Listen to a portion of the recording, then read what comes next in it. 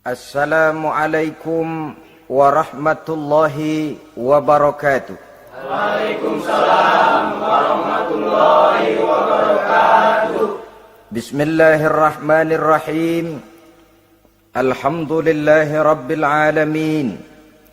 Wassalatu wassalamu ala ashrafil anbiya'i wal mursalin Sayyidina wa maulana Muhammadin wa ala alihi wa ashabihil mujahidin at-tahirin, amma ba'du. Saudara-saudara, kita maklum bahwa solat merupakan sarana yang paling efektif untuk mendekatkan manusia kepada Allah. Makin dekat manusia dengan Allah, makin tidak senang iblis dan setan. Karena itu segala macam cara mereka berusaha mengaduk-ngaduk solat kita. Dan sesungguhnya, jikalau kita mengerjakan solat, itu kan targetnya cuma dua. Pertama, agar solat kita itu sah. Yang kedua, agar solat kita itu qabul, yakni diterima oleh Allah. Kalau soal sah dan tidak, ukurannya gampang. Saya kalau ditanya orang, Pak, solat saya sah atau tidak? Saya bisa jawab. Saudara, solatnya syarat rukunnya cukup apa tidak? Cukup, sah. Itu kalau perkara sah. Tapi kalau sudah perkara qabul, Pak, solat saya diterima atau tidak oleh Allah? Ini saya tidak bisa jawab. Kenapa? Soal qabul mencakup masalah batin. Cuma ukuran logikanya, kalau syarat rukun cukup, insya Allah qabul. Saudara-saudara kaum muslimin rahimakumullah. Oleh karenanya, pada saat kita sholat, iblis, setan datang dari segala macam penjuru supaya kita kehilangan rasa khusyuk.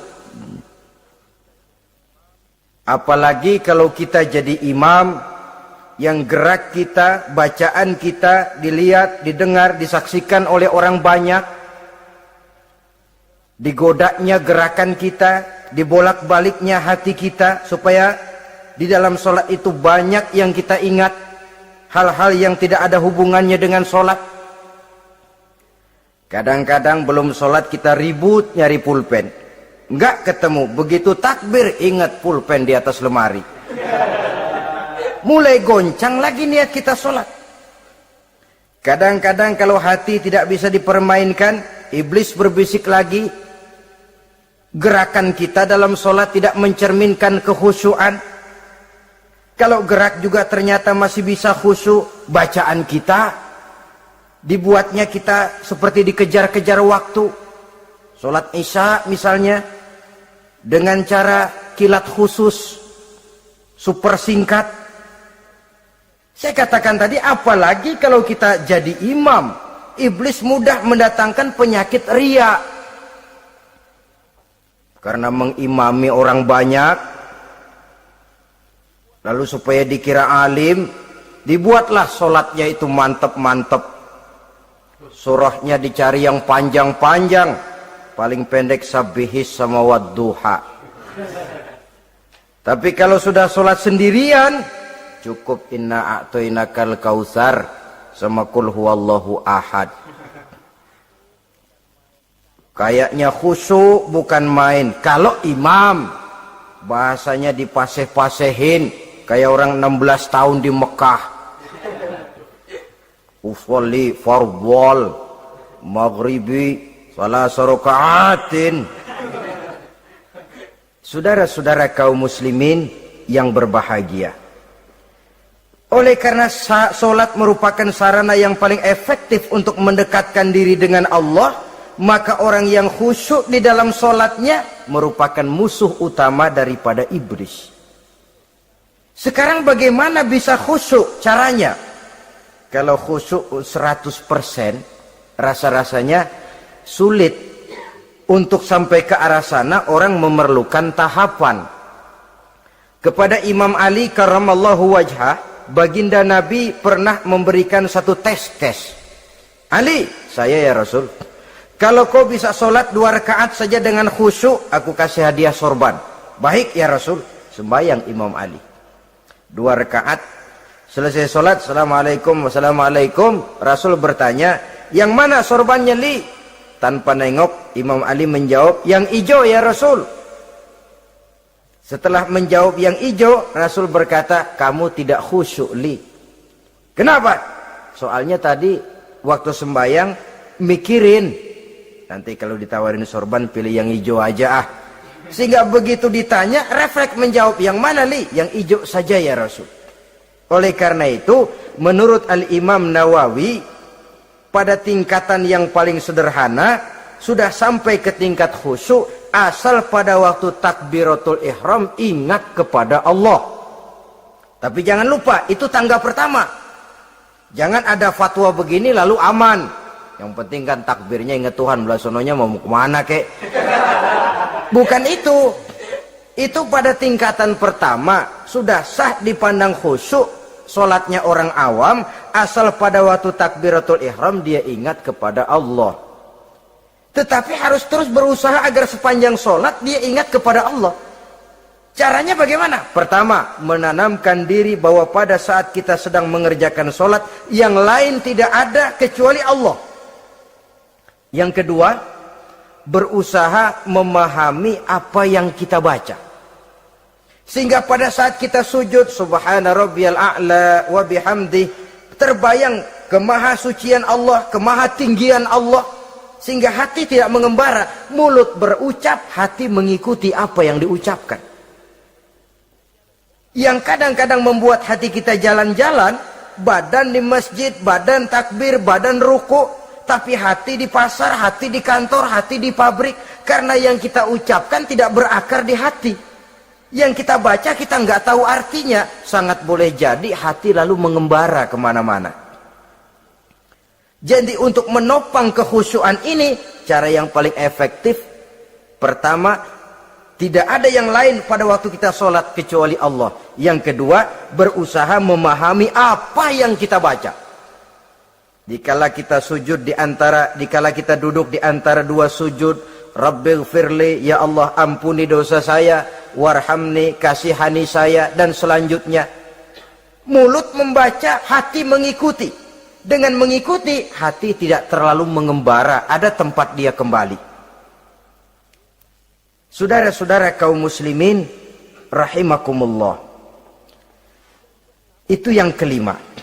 Yang keenam, yang menjadi musuh iblis, mukminun nasih. Orang mukmin yang suka memberikan nasihat. Orang mukmin yang suka memberikan petunjuk. Termasuk juru-juru dakwah, para mubalik, itu merupakan musuh utama iblis. Kenapa? Tiap hari iblis kampanye. Tiap hari iblis mengajak dengan segala macam cara yang kalau perlu dia berikan kamuflase. Dia berikan fata morgana. Kalau perlu yang haram dia bungkus dengan merek halal. Kalau perlu kejahatan dia bungkus dengan baju kebajikan. Istilahnya racun diberi merek madu. Dan itu wajar. Cuma kita tentu harus punya filter, daya saring positif agar tidak salah pilih. Karena iblis ini pintar betul. Kalau kita khusyuk dalam sholat, dia tanamkan kepada kita misalnya seperti tadi itu. Sholatmu memang hebat, khusyuk. Di kampung ini tidak ada orang yang sholatnya seperti kamu. Tertanam itu dalam hati kita, timbul ujub. Akhirnya, iya, gue lihat-lihat di kampung sini kagak ada yang sembayangi kayak gua. Nah, sudah masuk iblis. Jadi dia pandai mengikuti gerak hati dan irama denyut jantung manusia ini. Kemana kecenderungan manusia, ke situ dia masuk. Pendeknya iblis itu ibarat tukang joget, dia ngerti benar irama kendang. Saudara-saudara kaum muslimin rahimakumullah. Termasuk juru-juru dakwah, para mubalik, orang yang suka memberikan nasihat ini. Mereka memberikan filter kepada umat, kepada jamaah, jangan sampai salah pilih. Dan iblis menyesatkan kita supaya kita salah pilih. Satu contoh ringan. Kalau di depan saudara ada 2 buah gelas, yang segelas isinya jamu, yang segelas sirup. Kira-kira saudara minum yang mana? Jamu. Jamu apa sirup? Jamu. Sirup apa jamu? Jamu. Orang yang pikirannya panjang, dia pasti minum jamu. Pahit memang, getir memang, tapi besok badan sehat, tenaga kuat, gairah kerja ada, kreativitas timbul, semangat menghadapi kehidupan tumbuh. Orang mukmin, orang yang berpandangan jauh ke depan. Pandangannya panjang. Panjang kemana? Tidak cuma ke dunia, sampai juga dia memandang ke alam barzakh, ke akhirat. Sholat itu jamu, pahit. Ngaji, hadir di majelis taklim, itu jamu, pahit. Sedekah, jamu, pahit. Mengeluarkan uang untuk kepentingan orang lain, enak aja minta sumbangan, datang-datang yang nyari peres keringat banding tulang gue, lu datang-datang mau minta. Yang enak ngumpulin harta, lalu bakhil bin pelit alias medit. Itu jamu.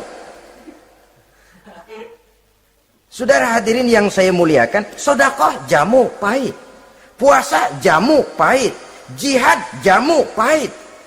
Tapi nanti begitu kita meninggalkan dunia, masuk ke alam barzakh, apalagi pindah ke akhirat, baru terasa, aduh, nikmatnya dulu kemarin itu minum jamu, sekarang badan sehat, tenaga kuat, kerja semangat. Nikmatnya dulu saya waktu di dunia sholat, rajin ngaji, suka sodako, suka menolong orang. Sekarang terasa manfaatnya.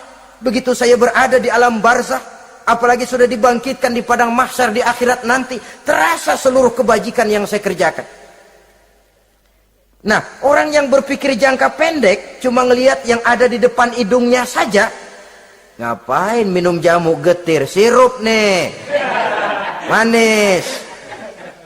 Dia minum, dia ambil sirup, minum. Manis memang pada waktu minum, tapi besok bibir jontor.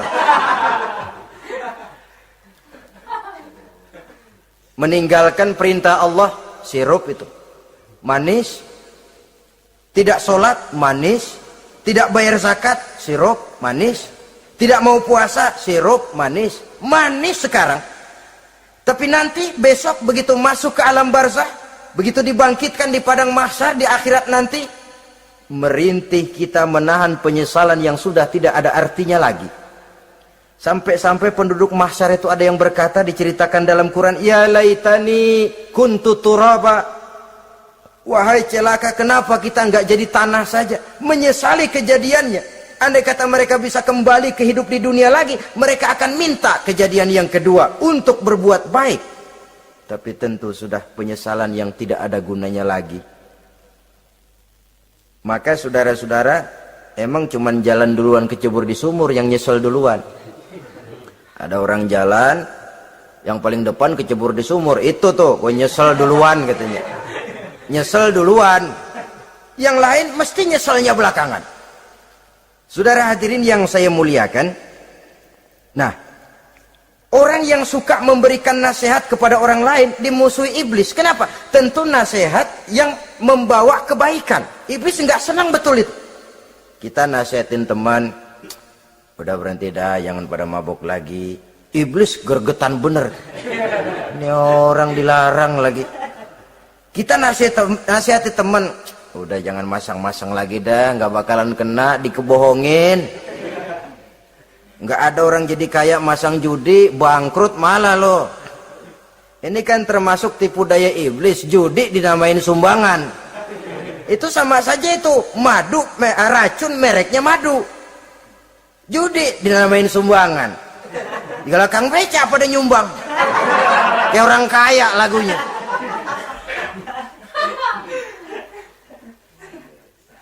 Saudara-saudara kaum muslimin rahimakumullah, adalah kewajiban kita memang untuk tawasau bil haq, saling nasihat menasihati. Setiap kita juru dakwah, setiap kita wajib menyampaikan apa yang sudah kita tahu kepada orang yang belum atau kurang tahu.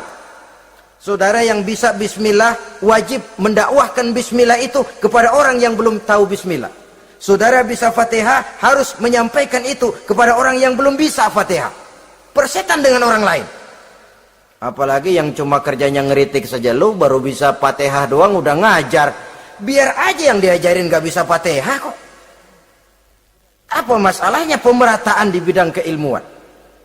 Sebab memang biasa penonton itu selalu lebih pandai menilai, kayaknya lebih pintar dari yang main. Sama saja orang nonton bola ngomel melulu, padahal dia sendiri belum tentu bisa main. Dengerin orang pidato pun begitu, monten bisa. Wah, kalau dia yang pidato 1 jam kayak semenit. Tapi kalau si Ano tuh kita udah pegel belum juga mau berhenti. Monten bisa, coba dia suruh pidato udah 1/4 jam masih ama ba'du. Apa mau dibilang ama ba'du?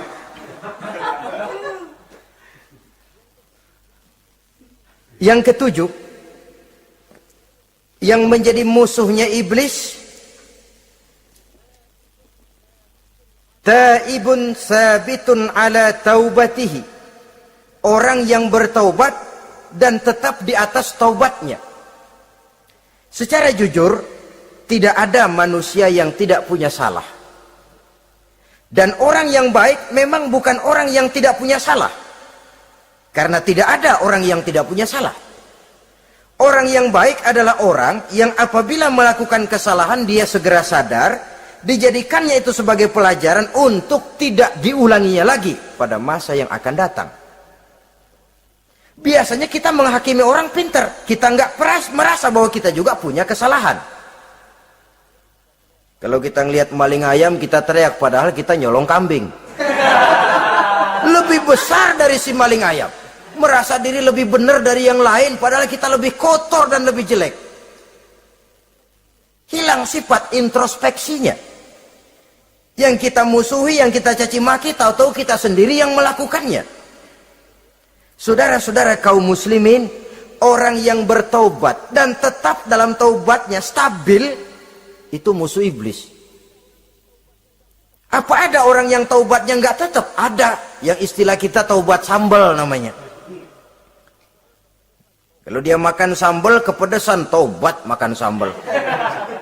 Besok mau makan kagak ada sambal, ngomel. Mana sambal? Kemarin udah taubat, sekarang mana sambal? Ini taubat yang namanya taubat sambal. Istighfar, habis istighfar nyolong lagi, istighfar lagi, besok nyolong lagi, istighfar lagi. Itu taubat yang tidak tetap namanya. Allah Maha Pengasih dan Penyayang dengan segala kebesarannya. Ia akan memaafkan segala perbuatan yang bersifat salah dari hamba-hambanya. Cuma manusia kadang-kadang yang tidak mau memaafkan dirinya sendiri. Amat dungu manusia macam ini, membiarkan dirinya hanyut berlarut dalam lembah dosa, sementara dia diberikan umur tidak digunakannya untuk bertaubat. Innallaha yaqbalu taubatal abdi ma lam yugharghir. Allah senantiasa akan menerima taubat seorang hamba sepanjang nafasnya belum sampai di tenggorokan. Kalau nafas sudah sampai di tenggorokan baru berniat taubat, kasib terlambat. Kayak Fir'aun. Fir'aun itu begitu ditenggelamkan di lautan merah, udah cengap-cengap mau mampus, baru ngomong dalam sekaratnya, amantu bi Rabbi Musa wa Harun. Kalau begini mah saya juga percaya sama Tuhannya Musa. Udah sekarat baru mau taubat, malaikat maut gemes banget dilelepin, mati.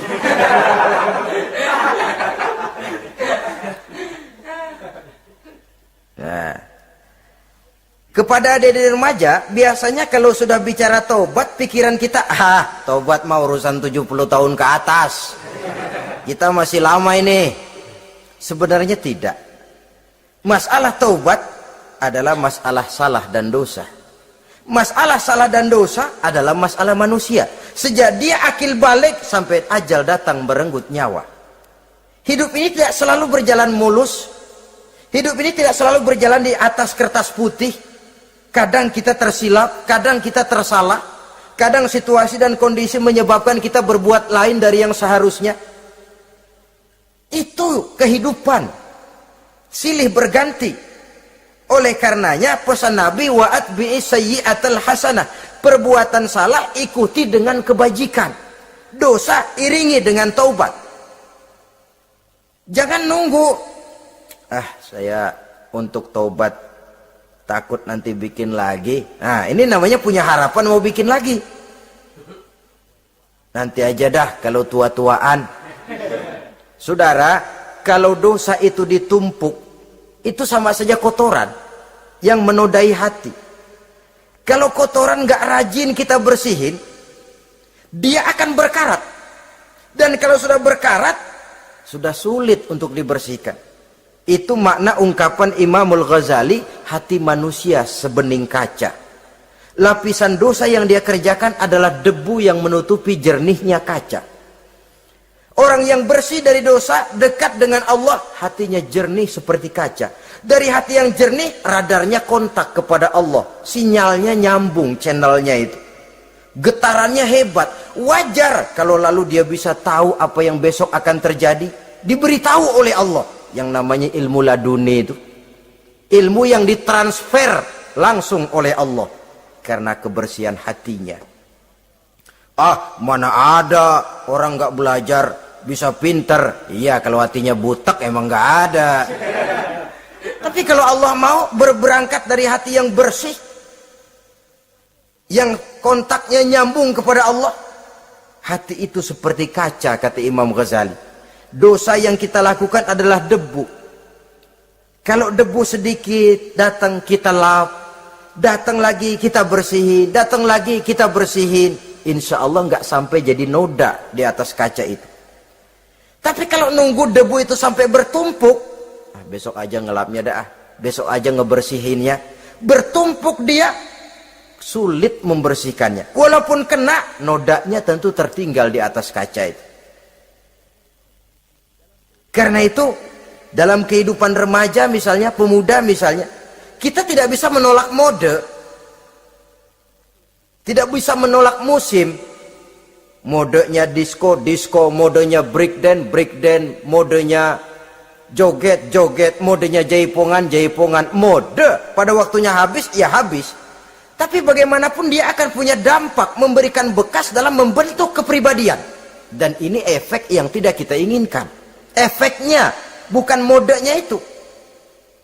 Jadi oleh karenanya saudara-saudara, masalah taubat bukan masalah 70 tahun ke atas, tapi masalah manusia sejak dia akil balik sampai ajal datang merenggut nyawa. Sepanjang nafas belum sampai di kerongkongan, Allah akan menerima taubat seorang hamba. Bahkan dalam hadis qudsi Allah menyatakan, "Lau amiltumul khotoya hatta mala'atis sama thumma nadimtum fataballahu alaikum."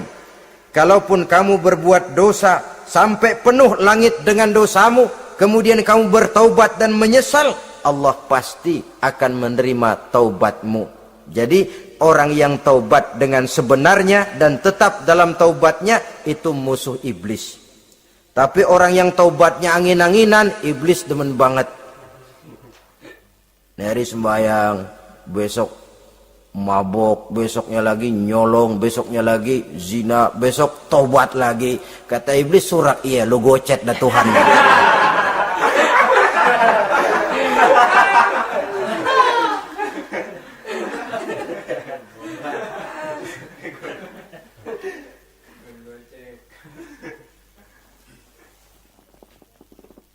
Selanjutnya, yang ke-8, musuh iblis, musuh setan, mukminun yudawi mu'alat taharah. Orang mukmin yang membiasakan diri selalu dalam keadaan bersuci. Baik dari hadas kecil, lebih-lebih dari hadas besar. Wudu utamanya memang untuk sholat. Tapi membiasakan wudhu dalam kehidupan sangat baik sekali. Mau ke kantor, wudhu dulu. Mau ke pasar, wudhu dulu. Mau ngajar, wudhu dulu. Apa sebabnya?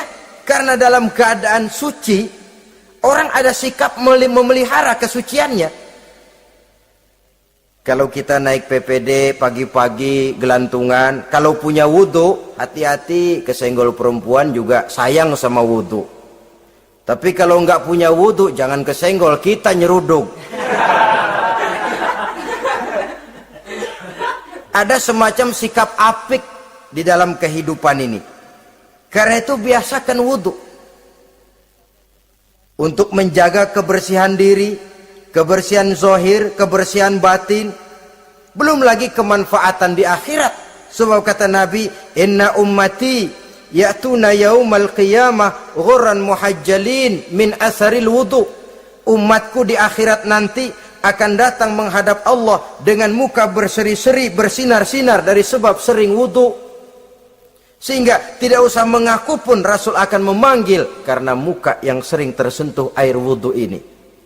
Mu'minun yudawimu alat toharah. Orang mukmin yang selalu membiasakan diri berada dalam keadaan suci, berwudu.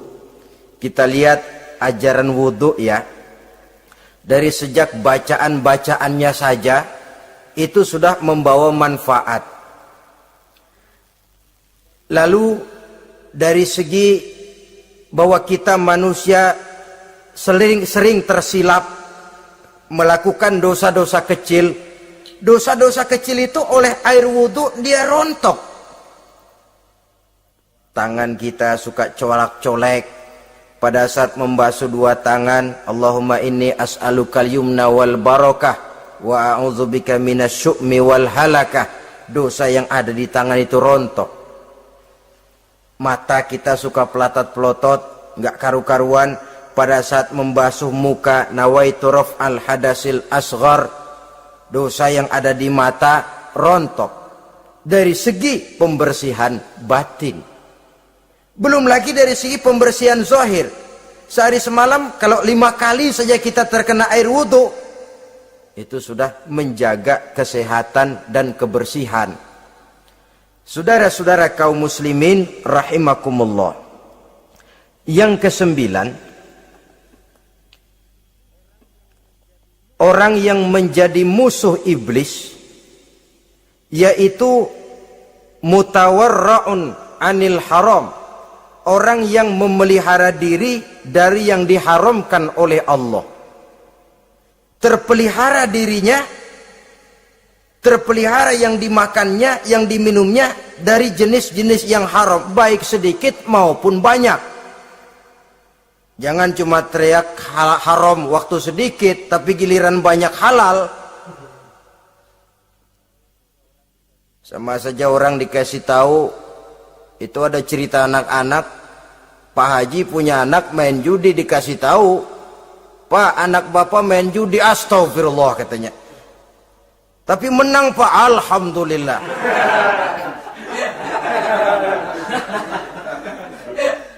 Ini kan sama saja. Giliran sedikit dibilang haram karena dia nggak dapat jatah, begitu dapat banyak dan dia kecipratan jadi halal. Yang sedikit haram, banyaknya pun juga haram. Yang banyaknya haram, sedikitnya juga haram. Ada orang bilang minuman keras kalau nggak mabok kan nggak haram. Yang memabukkan banyaknya, sedikitnya tetap saja haram. Ma askaro kasiruhu faqaliluhu haramun. Apa yang banyak menyebabkan jadi mabuk, sedikitnya pun juga haram. Saudara-saudara kaum muslimin, yang ke-10 yang terakhir, musuh daripada iblis ialah mukminun rahimun. Orang mukmin yang berhati pengasih. Orang mukmin yang suka menyambung silaturahmi. Orang mukmin yang tidak suka bertengkar. Orang mukmin yang tidak suka marah-marahan. Kalaupun terpaksa marah, tidak lebih daripada 3 hari. Jadi boleh saja marah kalau alasannya tepat, tapi nggak lebih dari 3 hari. Kalau perlu bikin perjanjian, kita marah ya 3 hari. Itu limit. Tidak halal kata Nabi bagi seorang muslim menjauhi saudaranya lebih dari 3 hari. Tidak halal itu artinya haram. Kita ini kadang-kadang kalau sudah marahan sama tetangga kah, sama teman kah, kadang-kadang suka berlaku perpanjangan waktu. Tidak cukup perpanjangan waktu, ditambah lagi perpanjangan generasi. Enggak cukup kita yang marah, orang lain kita sundut-sundut supaya ngikut marah lagi. Marah pakai ngundang. Kayak mafia lagunya, udah dia marah, orang lain lagi disuruh marah. Saudara hadirin yang saya muliakan, mukmin yang punya sifat belas kasih, berhati jernih, itu musuh utama dari iblis. Tapi mukmin yang suka marah-marahan, tukang hasut dan tukang bakar, itu teman-teman iblis. Oleh karena itu, mudah-mudahan kita semua menjadi musuh iblis. Dan jangan menjadi musuh iblis. Jangan menjadi teman iblis. Sebab iblis sudah kadang memproklamirkan permusuhan. Sekali dia musuh kita, selamanya dia akan tetap menjadi musuh kita. Berusahalah untuk menjadi musuh iblis, dan jangan sekali-kali toleransi. Jangan berusaha menjadi teman iblis. Inilah yang kita bicarakan pada pertemuan ini. Mudah-mudahan ada manfaatnya. Terima kasih atas segala perhatian. Mohon maaf atas segala kekurangan. Wassalamualaikum warahmatullahi wabarakatuh. Waalaikumsalam.